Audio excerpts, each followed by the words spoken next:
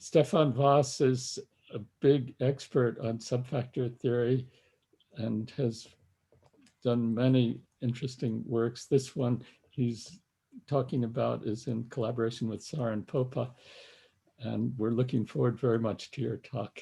So Stefaan, why don't you share your screen?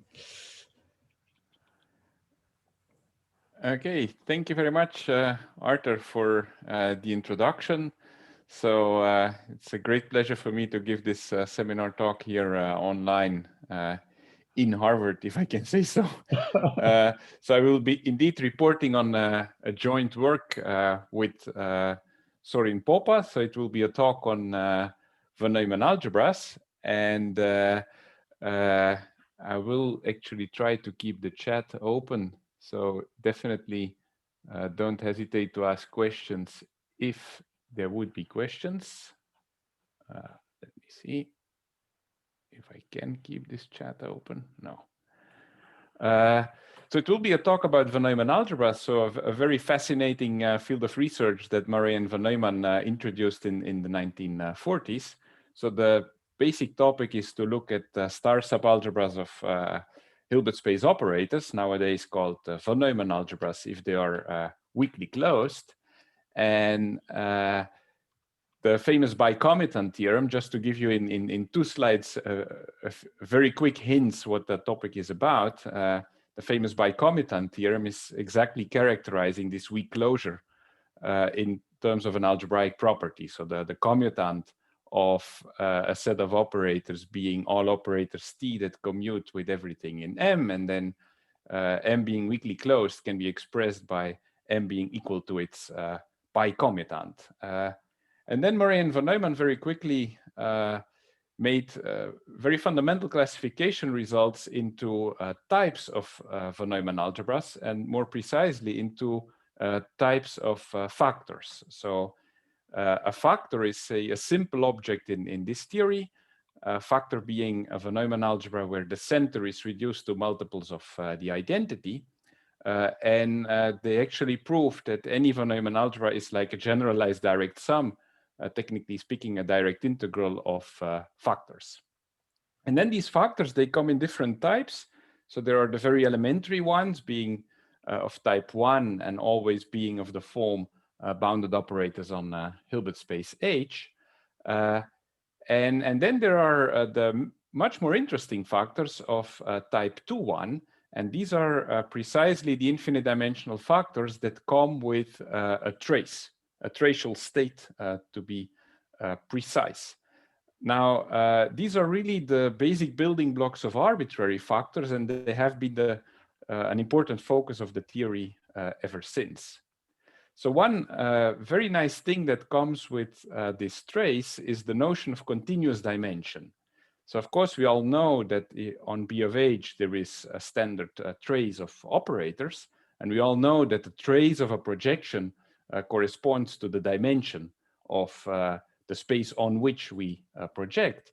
Now, the trace of a projection in a II1 factor takes values in the entire interval 0, 1 and actually exhausts the entire interval. So every number between 0 and 1 arises as the trace of such a projection. And the resulting theory of II1 factors is actually a very fascinating mathematical structure, and that's what I will try to convey today. In certain cases, it gives you objects that are extremely rich in symmetries. And in other cases, it actually gives you objects that are extremely rigid, without symmetries, without possibilities to embed one into the other, and et cetera, et cetera. Now, before going a bit deeper into this, let me quickly say what are our 2 most important classes of examples, the most important families that we will be studying today. So the basic bottom line is that in general, there are all kinds of either geometric or group theoretic or ergodic theoretic or Lie theory data, all kinds of initial data through very canonical constructions give rise to II1 factors. And let me make this concrete in 2 cases. The first one, the most accessible one, is the way how countable groups, say discrete groups, are somehow encoded or sent to II1 factors through the group von Neumann algebra construction. So to any countable group corresponds its left regular unitary representation. So the unitary representation of G given by a left translation of square summable functions. So if you take the standard autonormal basis of L2 of G, this becomes some formula like this. So this is a unitary representation of G on this Hilbert space of square summable functions. And these unitary operators, they are a representation, and therefore the generated vector space, the linear span, is then a star algebra of operators. Obviously, it's canonically it's isomorphic with just the complex group algebra of this group G. And then we take the weak closure of this algebra of operators, and what you get is the group von Neumann algebra. And if we assume that this group has infinite conjugacy classes, then this resulting algebra is indeed a II1 factor. It has a trace and it is a factor. In a bit more involved way, and I will not explain the construction in detail, there is a way to encode a group acting on a probability space as such a II1 factor. So the correct setting is one of an infinite group acting on a probability space. We typically assume the action to be free or essentially free up to measure 0. So everything up to measure 0. Ergodic, so no non-trivial globally invariant subsets. And probability measure preserving. So we will always assume actions to preserve this underlying measure mu. Now, we can then again build a very interesting II1 factor, or Murray and von Neumann built such a II1 factor, namely the cross product or group measure space II1 factor, which contains on the one hand functions on X, denoted as A, the subalgebra A, and on the other hand, it contains a copy of the group von Neumann algebra by unitaries UG. Here they were called lambda G, here I will call them UG. This is a canonical copy of the group sitting as unitary operators in this algebra. And then the two satisfy a commutation relation that reflects the way the group is acting on the space. So if I conjugate a function, so an element of A, a function on X with such a unitary UG, I get again a function, namely the one shifted by the action of G. So these are my favorite classes of II1 factors. And in this theory of II1 factors, one then quickly comes to very basic isomorphism and embedding questions in this theory. And what we would like to put forward in this context is that there are two very different types of results. And there is one class of results that we call the many-to-one paradigm, where for often quite surprising reasons, there are large classes of very distinct initial data, very distinct groups, very distinct group actions that nevertheless, through this construction, all of a sudden give rise to isomorphic II1 factors. And I will immediately give examples of this phenomenon.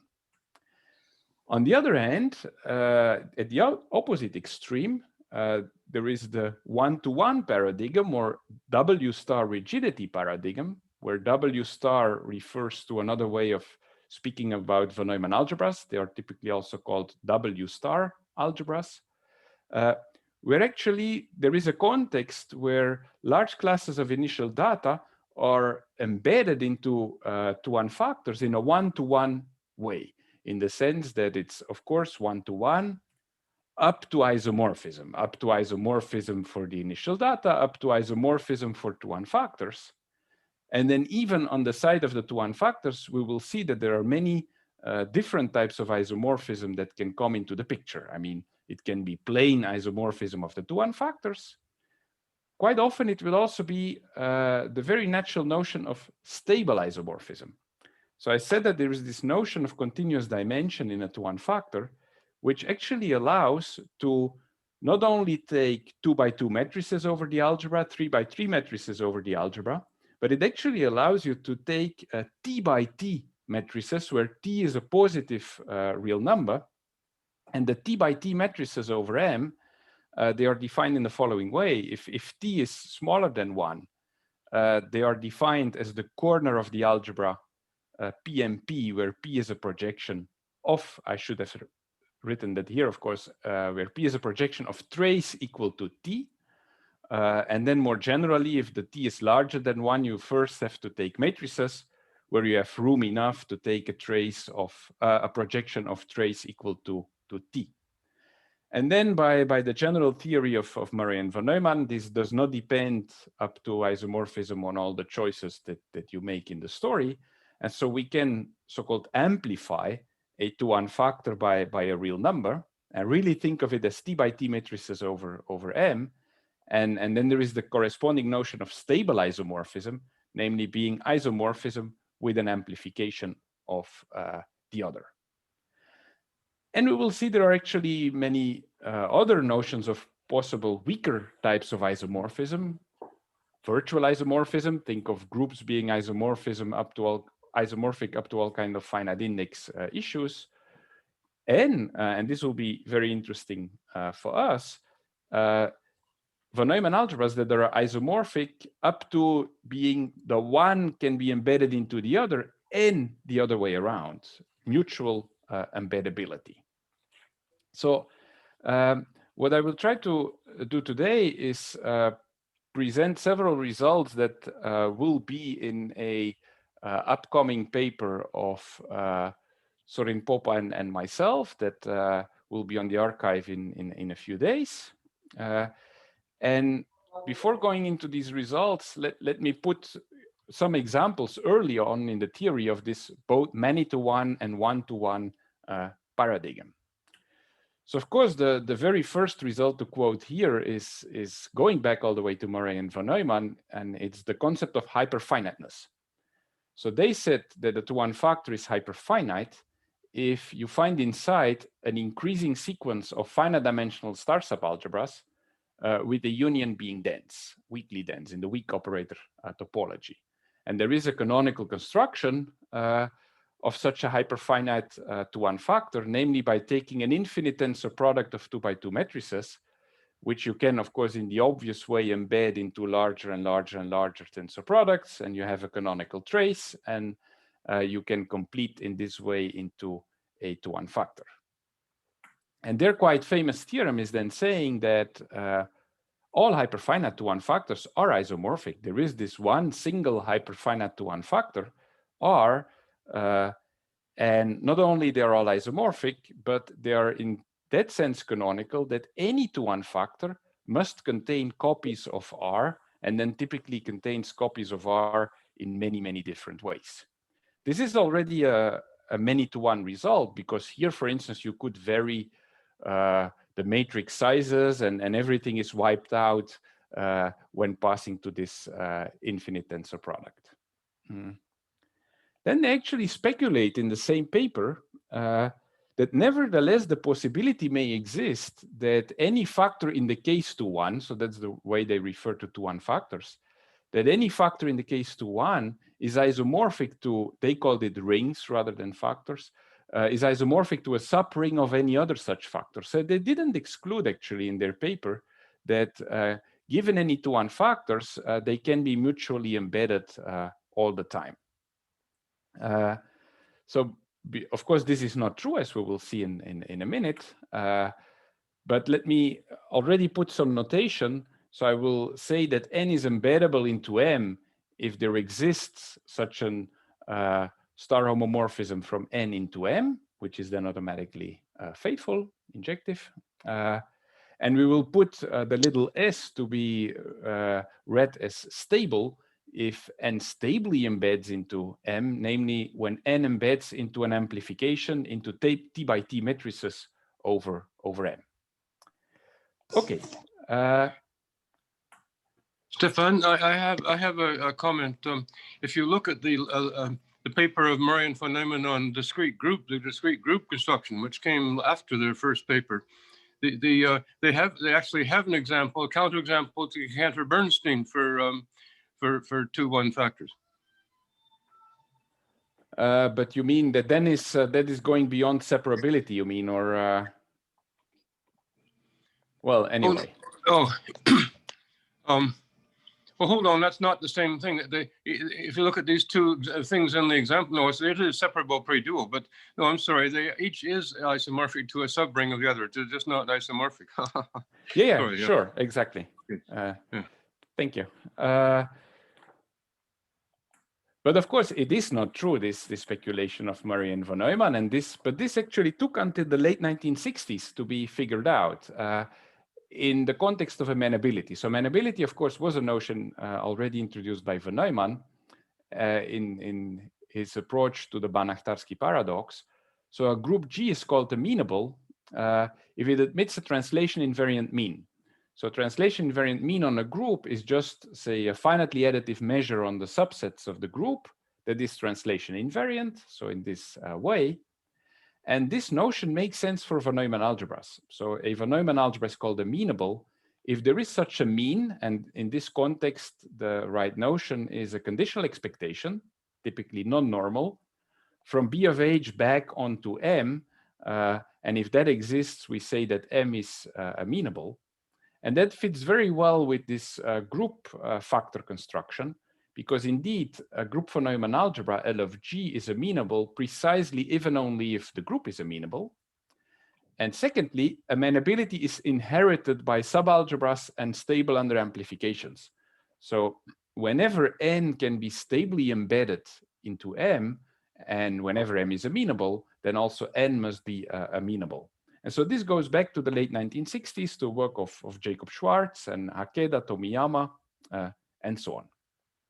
So there is already then an amenable, an immediate consequence, namely if lambda is a non-amenable group and gamma is an amenable group, there will be never a stable embedding like this, so refuting the speculation of Murray and von Neumann. Yeah, sorry to interrupt. How do you define the mean on a group? Well, define, if you really want to see a concrete formula, you typically cannot, but you prove that it exists. Like abelian groups, they have it, and solvable groups have such a mean, but you typically don't construct a finitely additive thing on all subsets, but you only construct approximations of it. So you construct sequences of finitely additive, sequences of finitely supported probabilities that in the limit, in a weak limit, tend to such an invariant mean. Well, it cannot be with respect to any measure, but with a specific measure. No, the definition of such a mean is just a finitely additive probability, but finitely additive, so typically non-constructive, a finitely additive probability on all the subsets of the group. Okay. So you assign a number between 0 and 1 to any subset U, and it must be left invariant like this. And then most famously, there is Kahn's theorem from 1976, saying that all amenable II1 factors are isomorphic. So in particular, all amenable groups with infinite conjugacy classes give you the same II1 factor. And then also because amenability was inherited through stable embeddings, whenever you stably embed N into the hyperfinite II1 factor, it must actually be isomorphic. Yeah. So this is then the, how to say, the ultimate many to one result, I would say. Okay. First, non-embeddability results beyond amenable versus non-amenable took quite a bit longer. And there is this very important work of Alan Kohn and von Jones, who managed to introduce the notion of Kazhdan's property T for II1 factors. So Kazhdan's property T is initially a representation theoretic property of groups. I will not give the definition here. I will just mention that, for instance, the groups SL and Z with N being at least 3 have this property of Kazhdan. And then there is, on the opposite, it's a kind of, it's really a rigidity property for groups. On the other hand, there is, say, a softness property, like the one due to Uffe Heuerup, the Heuerup property. And then they proved that a group von Neumann algebra of a Kazhdan group never stably embeds into one of with the Heuerup property. And of course, if you are not familiar with these notions, this may sound like a bit of a weird statement, but here is a very concrete example. In that way, for instance, you prove that the group von Neumann algebra of SL3Z does not stably embed into the one of the free group with infinitely many generators or any other free group factor. Then another very nice example is the one of Cowling and Hoyerup. So they actually defined a very subtle harmonic analysis invariant called the Cowling-Hoyerup constant, both for groups and for II1 factors. It's a numerical invariant. It's a numerical invariant you assign to a group or to a II1 factor. It can be very well plus infinity, of course. This numerical constant behaves in a decreasing way under embeddings. So as a consequence, if you take a lattice gamma n in SPN1, then there is no possibility to embed if the n is larger than m because of this constant. And the whole philosophy here is that somehow more rigid objects cannot embed into less rigid objects. Okay, this was developed quite a bit further. For instance, a very nice result to quote here is Sorin Popa's from 1986, saying that if you restrict to Kasdan's property T groups in general, then actually this functor that goes from groups to II1 factors is countable to 1. It's not 1-to-1. I mean, we don't know, but it is at least countable to 1. Also, exploiting that for the wealth of property T groups invented by Gromov, then allowed Takaozawa to prove that there is no universal II1 factor. So in the world of separable II1 factors, there is no upper bound for this embedding relation. So there is no separable II1 factor that contains any other II1 factor as a subfactor. Mm-hmm. And before moving to the results that Sorin Popa and I obtained recently, let me quote here 3, I think, very interesting open problems, but very difficult ones. Very much in the spirit of SPN1 and Cowling-Hoyerup, it's really strongly believed that if you take SLNZ and maybe, of course, you modify, you divide by the center, which may have 2 elements. So PSLNZ, its group II1 factor cannot be embedded into the one of PSLMZ if the n is strictly larger than m. So that, of course, fits into a much broader setting of Kahn's conjectures on group von Neumann algebras of lattices in simple Lie groups, but this is, I think, a very clean one to state. Similarly, and here I don't put a conjecture, I mean, I put it as a question. I don't make a guess what the outcome should be. The other open question is whether non-amenability of a II1 factor is always witnessed by the presence of the free group factor in 2 generators. So this is wide open, and it's fair to call this the von Neumann-Day problem for II1 factors. So the von Neumann-Day problem was the one asking whether non-amenability of a group is always witnessed by the presence of the free group with 2 generators as a subgroup. Now that is not true. I mean, there are now non-amenable groups that do not contain F2, but this one might actually be true. And then a bit in the opposite spirit, it is very interesting to decide which II1 factors can actually be embedded into the free group factors. And it could be that the only ones that can be embedded are the hyperfinite II1 factor and the so-called interpolated free group factors. So the amplifications of free group factors. Okay, let me now move to a first set of results that Sorin and I proved. And the first one will be on embeddability of Bernoulli cross products. So what we built is the following very flexible framework. You take a nice group, let's say the free group, and then we take a base space. And as a base space, we take an amenable tracial von Neumann algebra. It could be a billion. So you could even take just the functions on 2 points, I mean c to the power 2 with a trace, and you build a cross product, and the cross product is built by first taking an infinite tensor product of A zeros indexed by gamma, and then the group gamma times gamma acts in 2 ways. I mean, you can shift with the left gamma, you can left shift, and with the right gamma, you can right shift. And that defines you an action of this group on this base algebra, and you build the cross product. And our first result says that actually stable embeddability in this way for these II1 factors can only arise if the initial data embed. And and without making any assumptions on how the stable embedding is, just an arbitrary embedding into T by T matrices over the right-hand side. And this leads to a solution of all kinds of interesting questions. So for instance, by simply taking a base with 2 points, so the algebra is c to the power 2, and you take a trace on it, namely you choose what is the weight of 0 and you choose what is the weight of 1, so it gives you a parameter a between 0 and 1.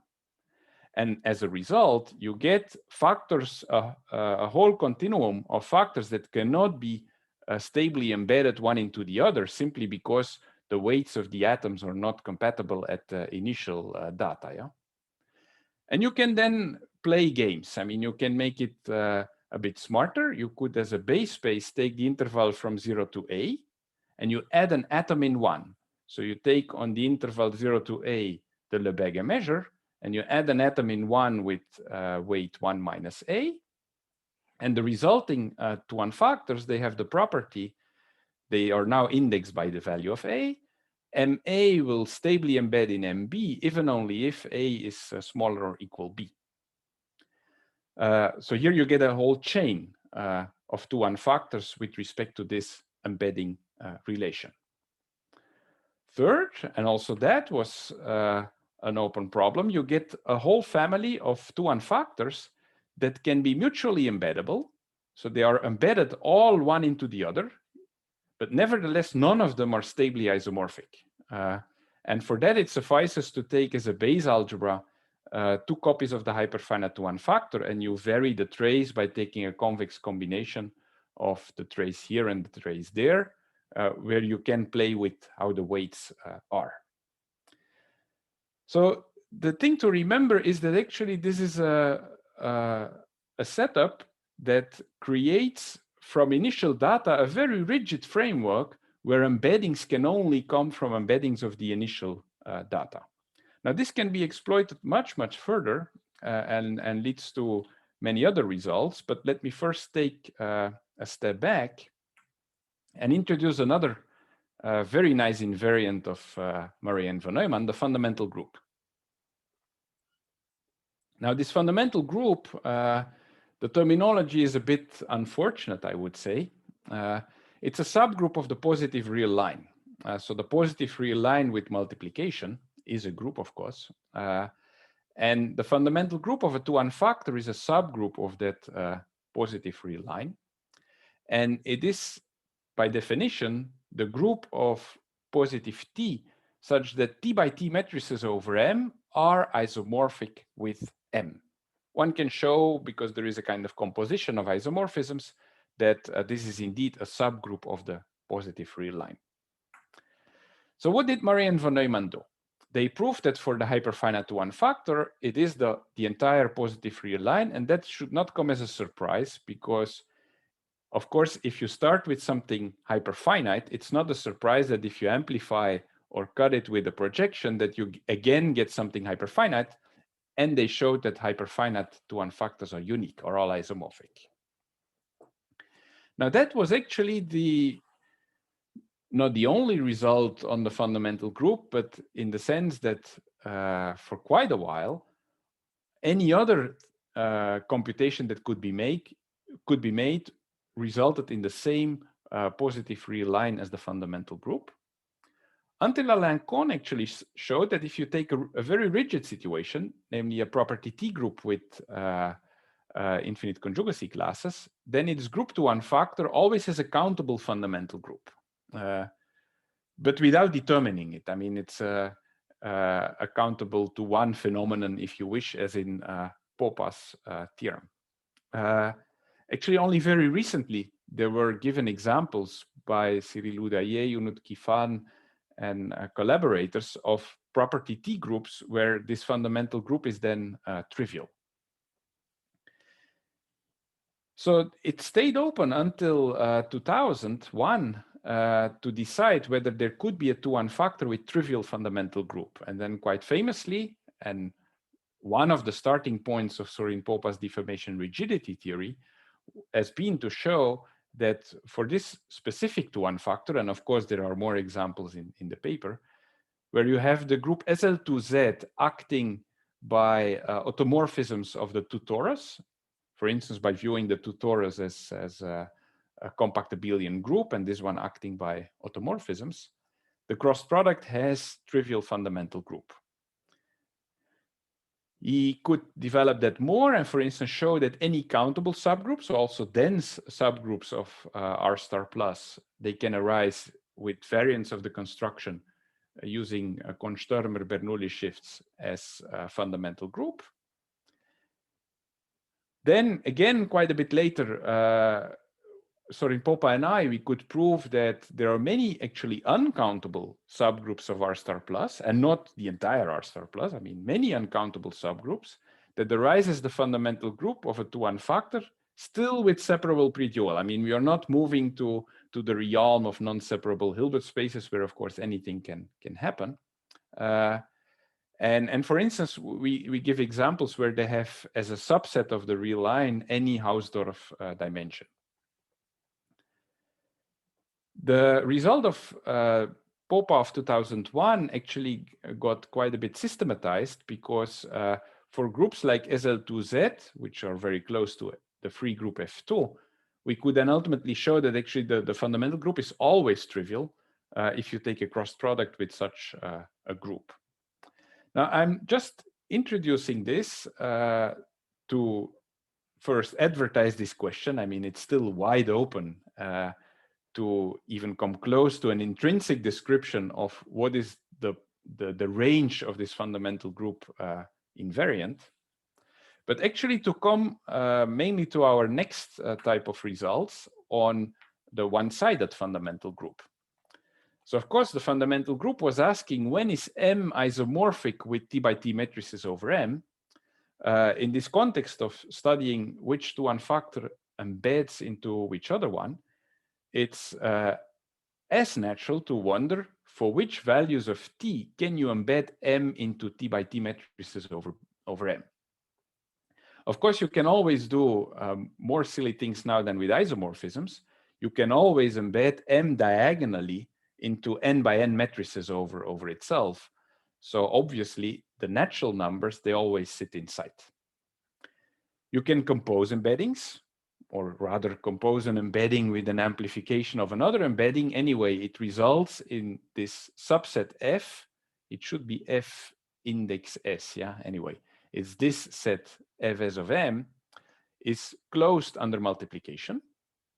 And now, contrary to the case with isomorphisms, you can take a direct sum of two embeddings. You can just put an embedding here and an embedding there and make a larger matrix algebra. And thus, the one-sided fundamental group is also closed under addition. You can actually even make infinite direct sums of embeddings if at least the sizes of the matrix algebras are summable. And as a result, once this one-sided fundamental group intersects with 0, 1, then it will contain arbitrarily small elements, and then it must all of a sudden be the entire R star plus. So that's an observation that was made by Adriano Ioana, I think. So until now, the only cases where this could actually be determined would either give you just N or the entire R star plus. And by exploiting more this flexibility of Bernoulli actions, what Sorin and I proved is that, for instance, it can be any countable, let's call it a semiring. So take any countable set of real numbers larger than 1, stable under addition, stable under multiplication. So I think they call this a semiring. Then actually, this can be very concretely realized as the one-sided fundamental group, FSM, of a II1 factor. And it's in that sense concrete. You could take M to be one of the II1 factors that I was presenting on the previous slide. You plug that in a free product construction. So free products a la Voiculescu. What you do is you use amplifications of M. You add a free group factor with infinitely many generators to somehow stabilize everything. And you prove that this holds, so that the one-sided fundamental group is exactly equal to F. So by the way, this construction resembles and is actually identical to one that was introduced by Joanna, Peterson, and Popa in another approach to realize countable subgroups of the positive real line as fundamental group. But now, because we can control embeddings, it also realizes one-sided fundamental groups. So of course, there are many of these semi-rings in 1 plus infinity. Yeah? For instance, you could add to the natural numbers a few square roots of primes, or you do whatever you want. Okay, things can get much wilder. So we have seen in this first result that any somehow base space can be encoded in a Bernoulli cross product, and then the result says that the cross products only embed if the base spaces embed.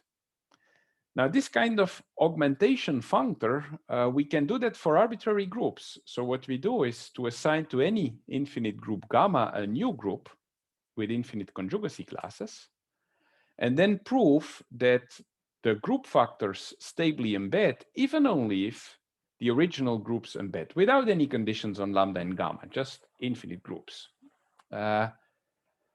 So for those who would like to know, I will now put here in the middle how the construction is, but I think as a takeaway, you can already just remember that there is this kind of functor already. That is, I think, striking enough. The construction may be looking a bit involved, but it's entirely functorial. So you start with your infinite group, you build a large free group, F infinity, namely, you build a free group where you label the free generators A0, so that's my first free generator, and then you take free generators for each element of gamma. So you have like all these free generators of some copy of F infinity. Now that then comes with a canonical surjective group homomorphism to the free product of Z and gamma, where you say, okay, let's map the first generator to 1, and let's map AG to G. So that's a canonical group homomorphism. And you take now the inverse image of gamma. Gamma sits here as a subgroup. And that's enough to do the whole game. So the group H gamma will be a so-called read product group, or generalized or permutational read product group. So the group acting is G gamma times G gamma. It acts on an infinite direct sum of copies of the group with 2 elements. It's this kind of lamplighter group construction. What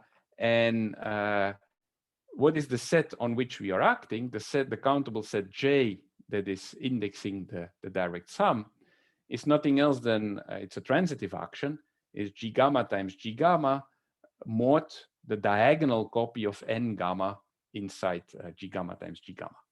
Okay, you may as well just forget about this kind of concrete construction and only remember that there is this functor that really one-to-one, it's the ultimate one-to-one functor we have, embeds groups into two-one factors.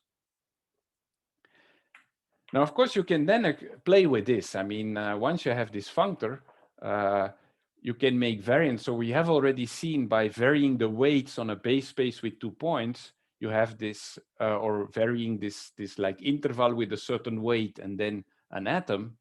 We already built this one parameter family of two-one factors where we know that MT stably embeds in MR, even only if T is smaller or equal R.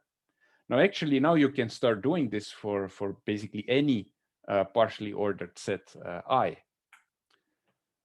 So this is just a technical separability thing. So of course, if I want to do this with separable to one factors, I should have a kind of separability on my set I. And the correct separability in this kind of context of partially ordered sets is to have a so-called sup-dense, supremum dense subset that is countable. So for instance, like the rationals are in R, any real number is the supremum of rationals. And if you have a countable subset such that any element is a supremum of a subset of I0, we say that I is separable as a partially ordered set. Now, playing with the construction, the result is that for any such separable partial order, there is a very concrete construction that produces you a family of separable to one factors, such that you have embeddability, stable embeddability, even only if I is smaller or equal than J.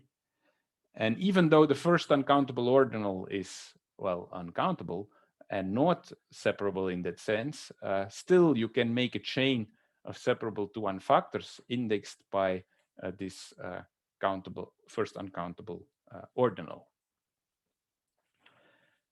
Okay, let me go to a third topic.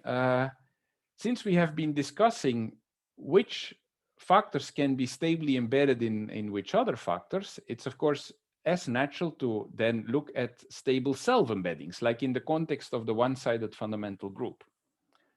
So we will say that such an embedding of M into matrices D by D, matrices over M, is a trivial embedding if the D is forced to be a natural number and the embedding is forced to be the diagonal embedding into D by D matrices.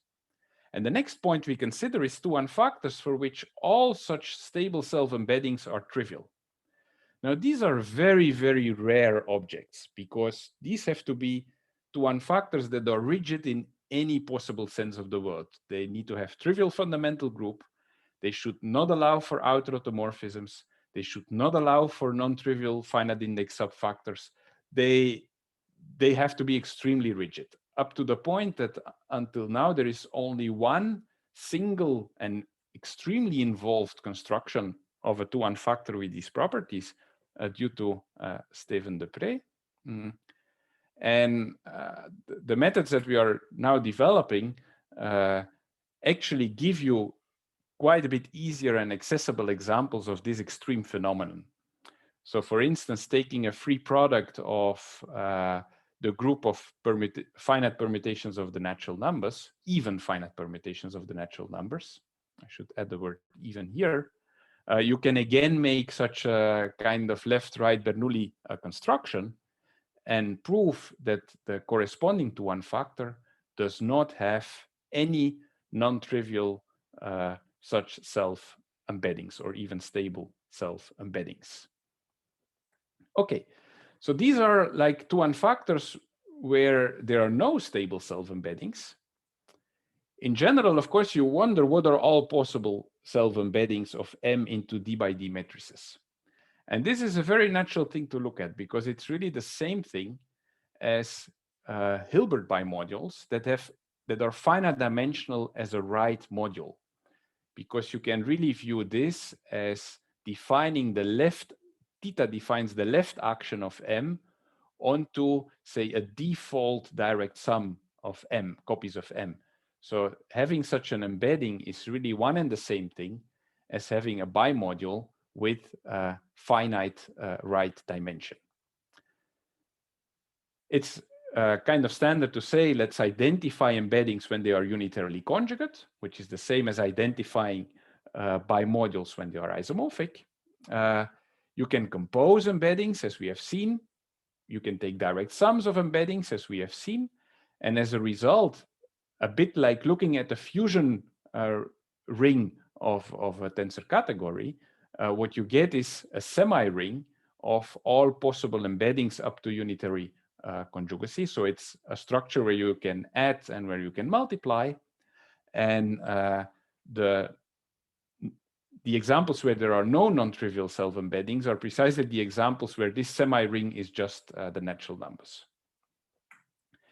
Now, playing more with our constructions, actually, for a huge class of semi-groups, we built II1 factors where you can completely determine this semi-ring, and it's given by the formal sums of elements in this semi-group. So take your favorite semi. It will, for instance, work for any countable so-called left cancellative semi-group S. Now, I will not go deeper into that because things get a bit too involved technically at this stage, I think. So let me single out what this means for the outer automorphism group, because that's a more probably understandable and accessible invariant. It's part of the embedding semi-ring. So what is the outer automorphism group? So you look at all automorphisms of the II1 factor. You have, of course, the inner ones, those that are implemented by unitary conjugacy by a unitary in M, the inner automorphisms. And then the outer automorphism group is the quotient of the two. Now, as a consequence of our result, we realize actually many new types of now Polish groups as outer automorphism groups of factors. So there is the word full II1 factor here. Full refers to the inner automorphisms being closed in all automorphisms, so that this is really a nice Polish group. So with a complete metric, separable, nice in every sense. And through these constructions with Bernoulli actions, we get the following Polish groups as outer automorphism groups.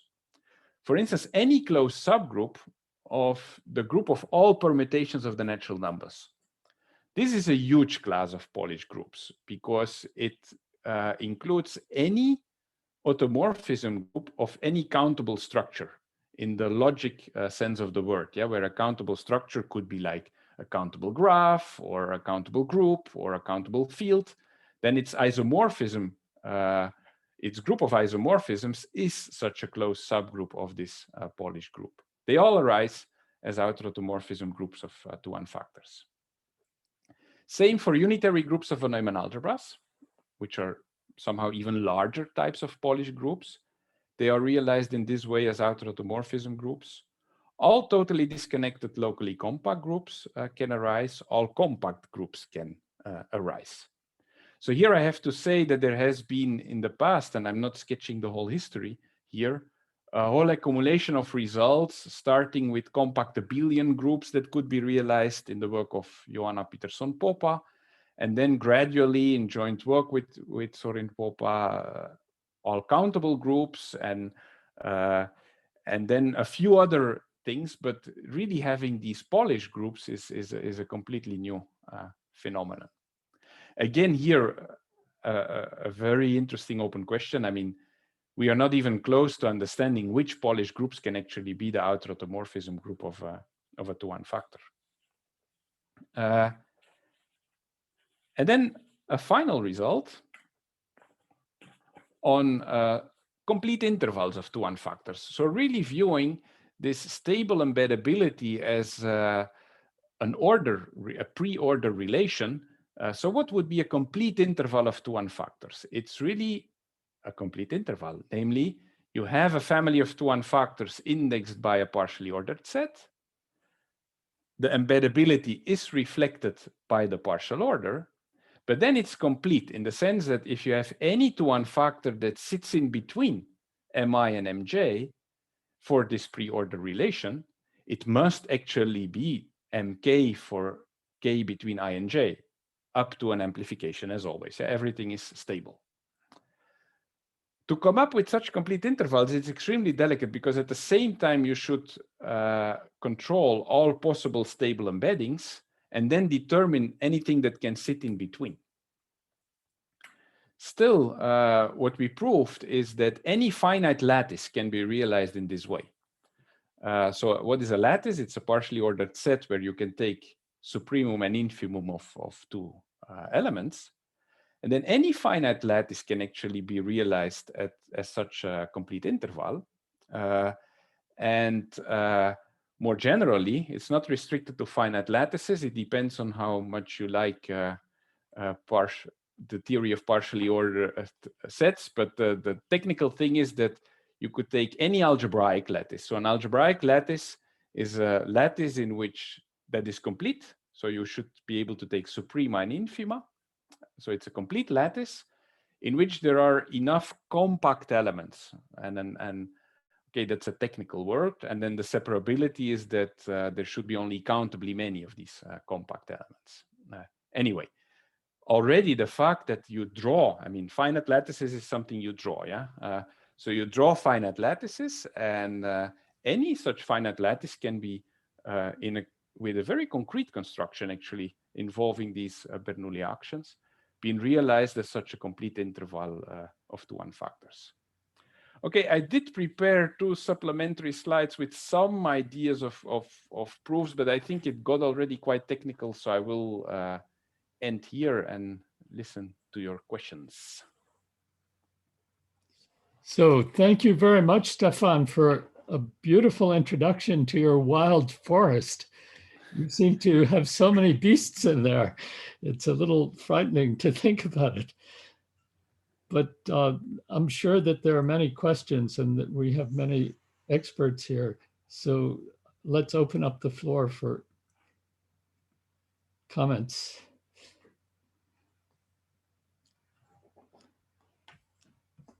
May I ask a question? Yes, George. What do you have results in the type 3 setting of this kind?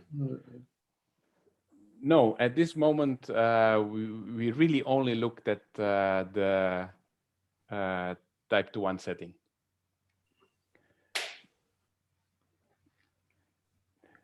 There is, of course, there is no fundamental reason that there shouldn't be results of type 3. So it's just we didn't look at it.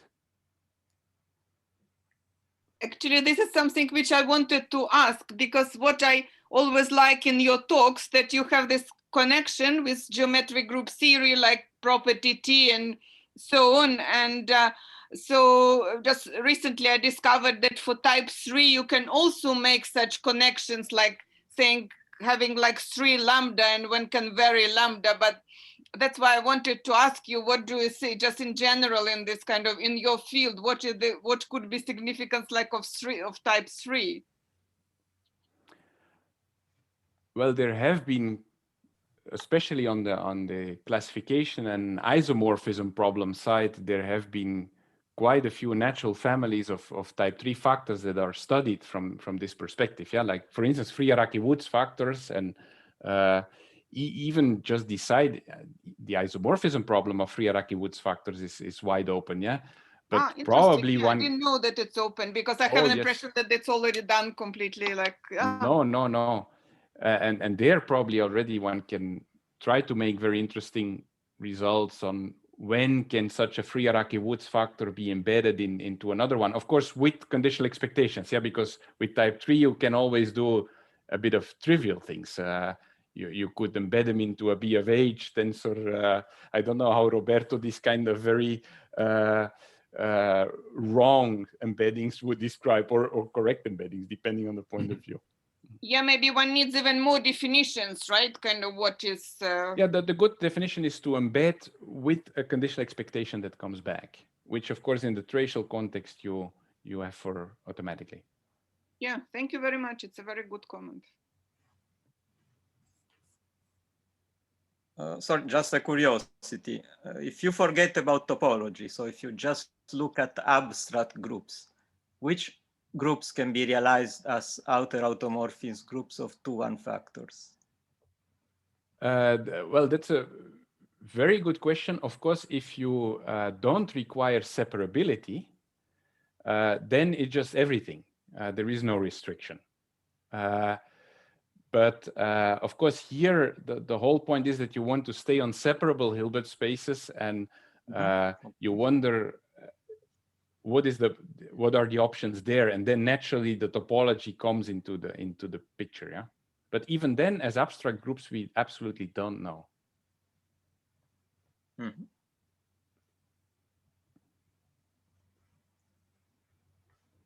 I have just one also small question. So I think on the last slide you had this thing about a complete, I don't know, did you call it intervals of II1 factors. So I was wondering, it somehow sounds a little bit like a Sorin's lemma argument, but you say it is concrete. But I was wondering along that line, if you have something which is ordered but not complete. Suppose we have any family of II1 factors ordered by some set, but it's not complete. Is it then contained in something which is complete? Well, that is, I think that any kind of very general statement you make like that is probably wrong, and at the same time extremely hard to prove that it's wrong. Yeah, because then if you have to show that certain things don't exist in this world, it's weird.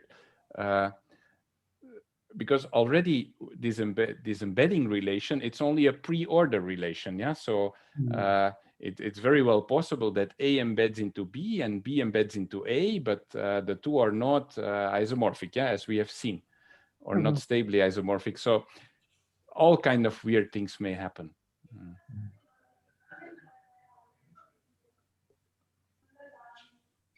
You had examples of groups where every endomorphism is inner, right?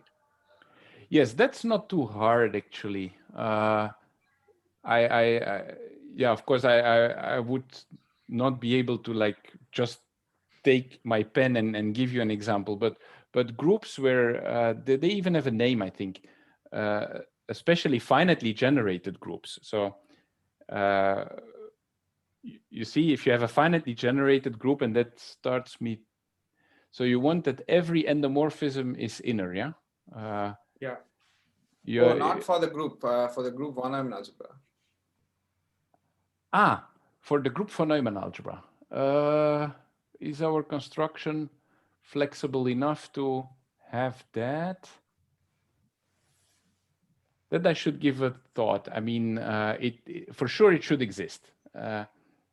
Whether our construction produces it right away, I have to sit down and look at it. So what was the group that you said even permutations of n free product, even permutations of n? I forgot what you said. I can actually show again, maybe the slide.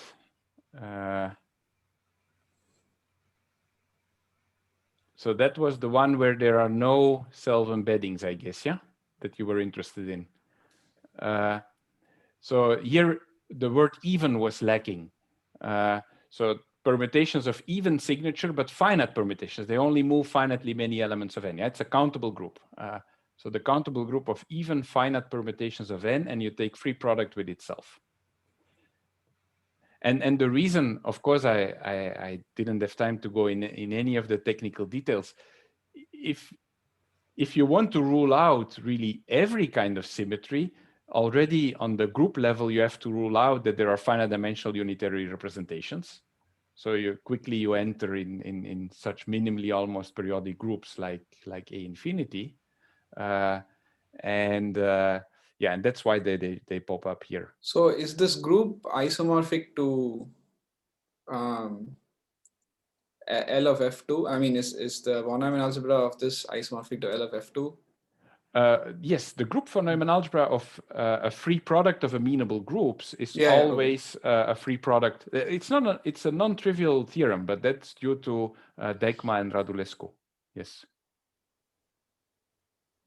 Oh, so you're taking the cross product of this, and of course, you take a generalized Bernoulli cross product. So your guess is that there should be just groups that also don't have any non-trivial stable self-embeddings. My guess is yes, but yeah, we should torture the construction a little more to do that. Okay. So is this paper on archive or? It will be in 1 or 2 days. Okay, great. Thanks. Sorin, do you have any remarks?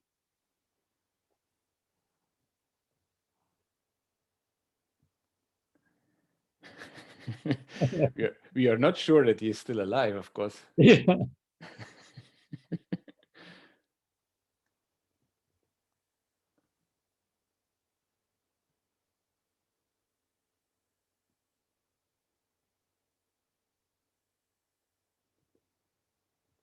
So are there any other comments?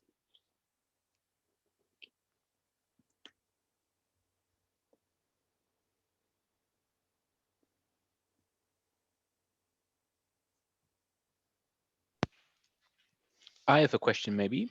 Yes. Sorry, let me just adjust my video. So, Stefaan, thanks for your talk. I heard about this Kant's embedding problem once.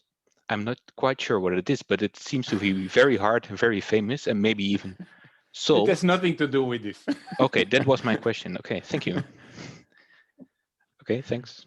But there is a colloquium talk on embedding by Thomas Widig,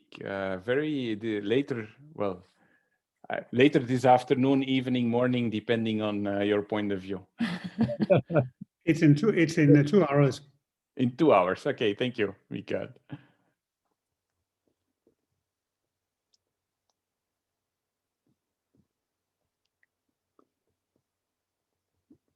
So if there are no other comments, I want to thank you again, Stefaan, for absolutely beautiful talk. And it will be available for people who couldn't attend on YouTube. And we look forward to coming back next week and see you then. Bye-bye. Thank you, Arthur. Bye.